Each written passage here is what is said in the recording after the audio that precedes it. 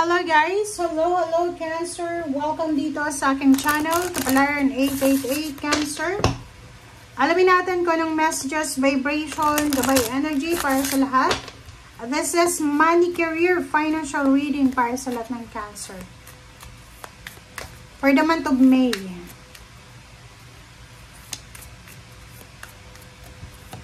Okay.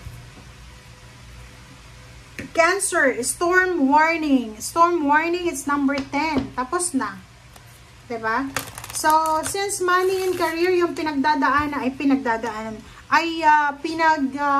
natin na message ngayon, sinasabi sa'yo dito, Cancer, ng barahan na tapos na yung mga kinakatakutan ng financial new beginnings, financial endings, closure, and isang katotohanan ang posibleng papasok sa'yo or mahahanap mo, darating sa'yo, na pwedeng makatulong sa'yo sa kung ano man ito na kailangan mong malaman. Okay?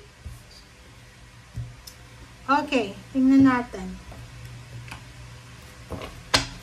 Cancer, revelation of truth.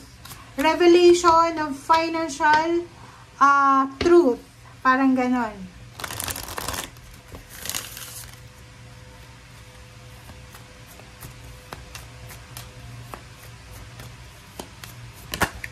Okay.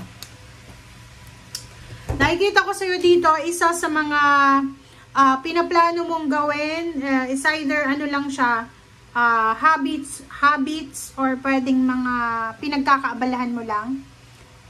Pwedeng pagbabasketball, pagkanta, anything na pwede mong maging habits lang.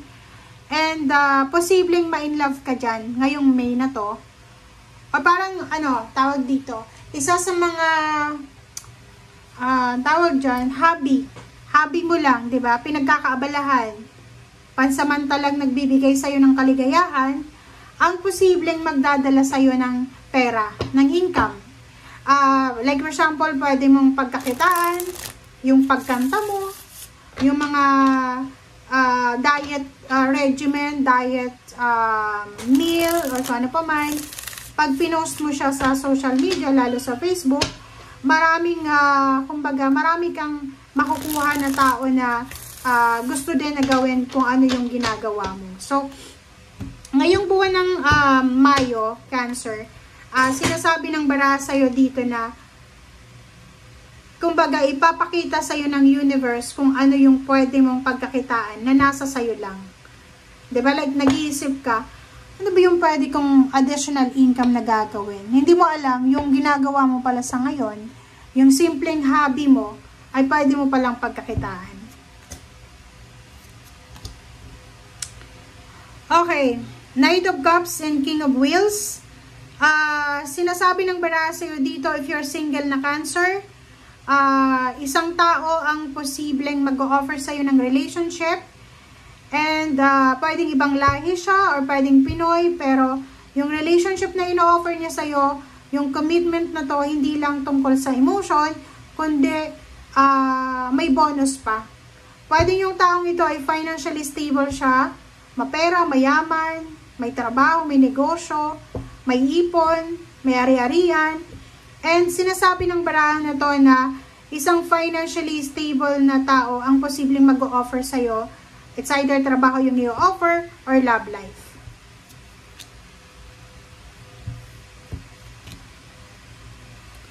Okay.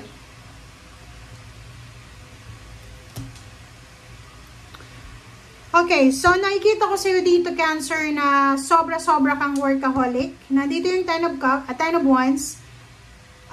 Nakikita ko sa'yo dito na wala kang oras para sa mga drama, issue, family issue, parang gano'n. Like for example, may mga nag-aaway sa pamilya, may nag-aaway na magkakapatid, wala kang panahon doon. Kasi, ang focus mo sa ngayon is marami kang obligasyon, marami kang kailangan na bayaran, marami kang kailangan na or marami kang pinapakain, parang gano'n, breadwinner ka. So, nakikita ko sa'yo dito na napaka-importante sa'yo yung physical health, kasi yun lang yung puhunan mo dito sa pagiging sobrang sipag mo. So, nakikita ko sa'yo dito, isang Cancer ang sobrang workaholic, nagdo-double time, nagpa-part time, meron pa siyang mga sidelines kasi gusto niyang ibigay sa pamilya niya talaga yung kung ano yung kailangan nila. Okay?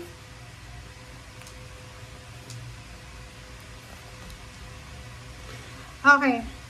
So, nakikita ko sa'yo dito, Six of Wheels, Cancer, posibleng makatanggap ka ng tulong from someone na nagmamahal sa'yo.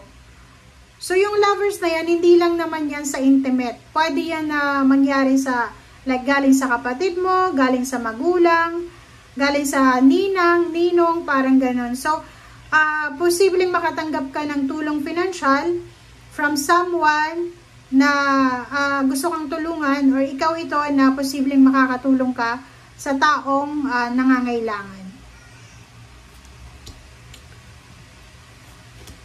Okay, next card natin is Knight of Wheels and Knight of Swords. So, sinasabi ng barahan na ngayong buwan ng Mayo, maraming balita ang posibleng darating sa'yo na pwede mong pagkakitaan.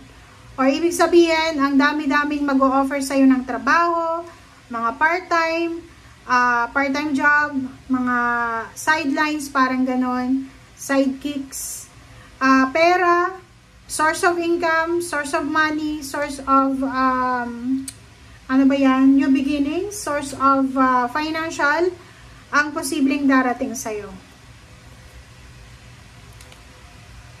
Diba? So, kung makikita mo dito, merong 7 of Wheels or parang matagal mo na siyang minamanifest na trabaho or pwedeng minamanifest mo siyang career or minamanifest mo siyang company na ang tagal-tagal na, parang pangarap mo lang eh.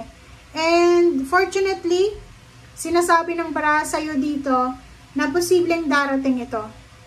And yung 2 of Wheels dito, sinasabi na dito sa trabahong ito na posibleng i-offer sa'yo or papasukin mo or ginagawa mo, pwedeng yan ang makatulong sa'yo para mabalanse mo yung mga financial needs mo, wants, and yung mga expenses mo. Diba? So, comment down below kasi ito yung trabaho na hilig mo, diba? So, magugustuhan mo yung trabaho ito kasi kumbaga, ito talaga yung craft mo, ito talaga yung field mo, ito talaga yung skills mo. Okay, and this month of May, sinasabi ng baraha sa'yo na sobra-sobra kang magiging busy. Sobra-sobra din na makakaramdam ka ng pagod. Kasi, ang dami mong gagawin ngayon eh. Plus, ang dami mong obligations eh. Like for example, busy ka sa trabaho sa labas, pag-uwi mo, kailangan mo bang alagaan yung mga anak mo or yung magulang mo kung may sakit yung magulang. Or marami ka pang hindi lang duties and responsibilities as a breadwinner or tagadala ng pera sa pamilya, ikaw din ay taga-alaga physically ng pamilya mo. So, nakikita ko yung sobrang bigat ng dinadala mong obligations dito. Okay, thank you guys for watching. Bye!